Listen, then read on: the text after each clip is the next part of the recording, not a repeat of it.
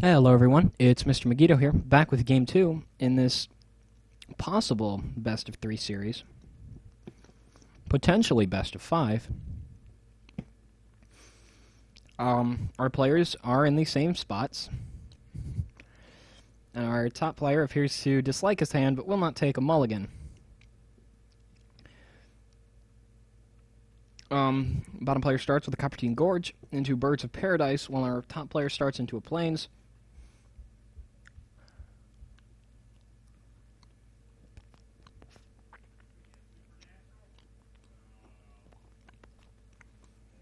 Our top player going into a Clifftop Retreat into a Lightning Mauler. Obviously realizing that Birthing Pod is coming, seeing this is the second game. Our bottom player goes into a Hinterland Harbor and passes the turn. So he doesn't have his Birthing Pod yet. No, he might, because Hinterland Harbor comes in tap. Lightning Mauler swings for 2, and then 2 into a Stormblood Berserker 3/3, which cannot be blocked except by 2 or more creatures, giving it great potential, especially seeing as how our bottom player plays with his Birthing Pod, getting rid of and usually only having as a solid card Birds of Paradise, and then constantly getting rid of his second creature. Birds of Paradise, of course, not being used to fight because it is a source of mana for him, and will probably be used as Birthing Pod later into the game once he gets enough mana in order to supplement his deck. Bottom player passing the turn, obviously not having a Birthing Pod, or not wanting to reveal his having a Birthing Pod until he can get another player out. On the upkeep, a Deceiver Exarch, tapping the Clifftop Retreat, blocking his opponent of red mana for the turn, which is a good idea. Slayer's Stronghold.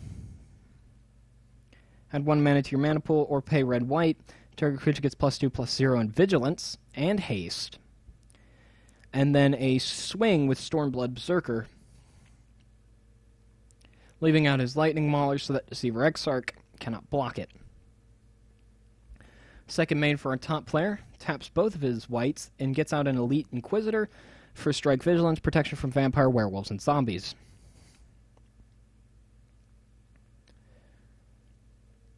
Bottom player gets an Arc Trail, dealing 2 damage to Elite Inquisitor. No, wait, what? Inquisitor and Mauler. Whoa, oh! Okay, my bad. I'm an idiot. It also does 1 damage to another target. Although, I thought Elite Inquisitor was a 3/3. Is it not? No, it's not. Okay, well, I'm just an idiot then. Which is blissfully apparent to actually everyone. Another Stormblood Berserker comes in with a 3/3. Then the 2 mana tap for Honor of the Pure, giving all of his white creatures +1/+1. Now, our opponent here appears to be lacking a Birthing Pod, making it kind of difficult for him to do anything as it stands. Our opponent bouncing his Stormblood Berserker because of the Aether Adept.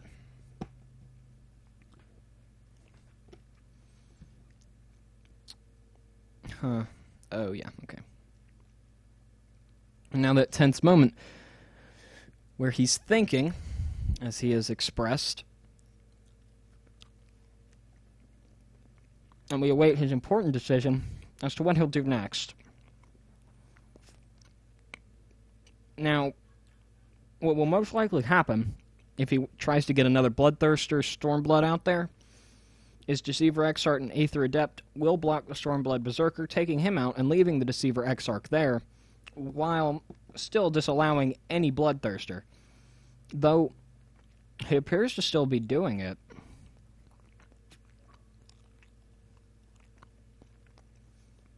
killing the Adept, obviously. And second main phase, into a Hero of Bladehold.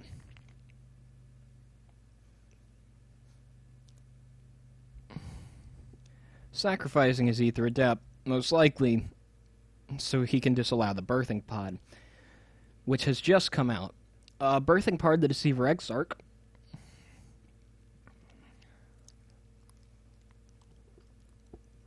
Bringing in Dungeon Geist,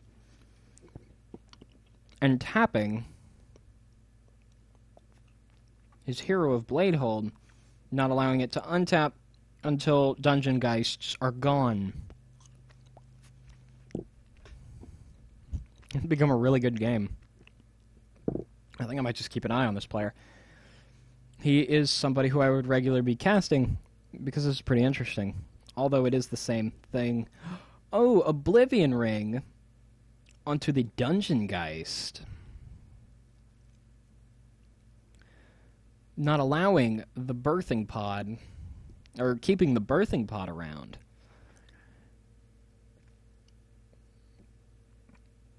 Disallowing his opponent to do anything. Or, no, allowing his opponent to just get away with a lot. Acidic Slime onto the Oblivion Ring. Bringing out the Dungeon Geist again, obviously onto Hero of Bladehold. And then, yeah, that's it. Although I feel like, nope, I'm just an idiot.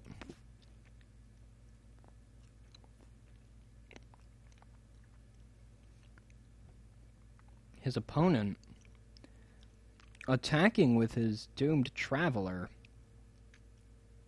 taking the 2, allowing the Stormblood Berserkers to get out on 3/3. So I'm slightly confused. Revoke Existence, exile target artifact or enchantment. Pulling out the pod. That was really good. That was excellent. Although I feel like it was a bad play on Jirok's part. He could have just taken the 2 and made it so that the Stormblood... Or no, he could have blocked the 2 with Dungeon Geist. Killed the Doomed Traveler, gotten a 1/1 Spirit token, but Dungeon Geist is flying, so it would be able to block it constantly. Allowing the Stormblood to come in is kind of odd. Bottom player goes for another Acidic Slime and destroys the Slayer's Stronghold. Although not really cutting off our opponent from very much mana. Only 1 colorless, although I guess that would kind of matter. Especially since he has only 3 mana to spend. 1 red alone.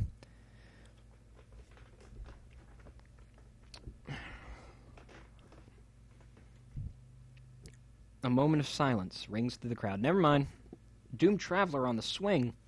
Still not blocking it with Dungeon Geist. Finally. I feel like that would have been something she should have done last turn. Would have saved him the 2. Got out a 2/2 Flying Spirit that he still could have blocked with Dungeon Geist. Just seems ridiculous. Although now, our top player is going to prove to me why it was smart for him not to block the Dungeon Geist last turn. Or why it was smart for our bottom player not to block with the Dungeon Geist last turn. No, just bringing out a Lightning Mauler. Okay, nope, I don't get it. I guess it was more out of fear, seeing as our top player boasted about the card he had got. And our bottom player here figured it must have been a buff or something, or a damage caller, and he did not want Dungeon Geist to die, allowing the Hero of Bladehold to live. Alright, now we'll be back, bringing you part 2 of this beautiful game. And our bottom player goes into a Spellskite, and waiting for it, Daybreak Ranger. Alright, peace to the NUGGS, ETS, see you soon.